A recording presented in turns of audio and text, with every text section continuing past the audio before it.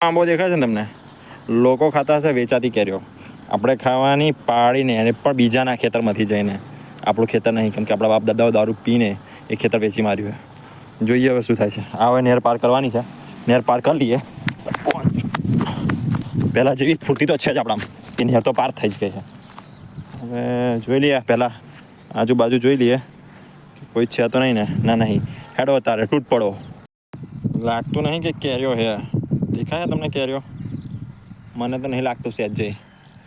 એટલે આખો આંબો જુડી પાડ્યો હમણાં. નહીં, હવે લાગે આપણે ત્યાં આગળ જવું પડશે. ત્યાં આગળ બધી બહુ કેરીઓ લાગે. હા, ત્યાં જેનું હોય એનું આપણે તો છૂંદવું જ છે ને. આપણું વાઈટું આવી ગયું છે અને એક તો ભૂતાને હે ને વાઈટું છે. હેડો તારા ખેતરો પાર. મારા હાથમાં છે દંડો. હા, દેખાય કેરીઓ. હા ભાઈ, હવે એને પહેલાં પાડવાની, પછી કોથળામાં પેક કરીને પકાવવા મૂકી દેવાની. એટલે આપણે પછી વેચાતી કેરીઓ લાવવાની જ નહીં. હવે આંબા ઉપર ચડવું છે, પણ જો એકાદું હાપોલિયું દેખાયું તો ગોળ ફાટી ગઈ. આપણા હાપોલિયાથી બહુ બીક લાગે. હા, મોટો કાદર જોત ખરો, આ ધૂંગામાં જ હંતાઈ રહ્યું હોય હાપોલિયું. હવે હાપોલિયું જ કહેવાનું હોય, સાપ નહીં કહેતા અમે. હાપોલિયું કહીએ, હાપોલિયું.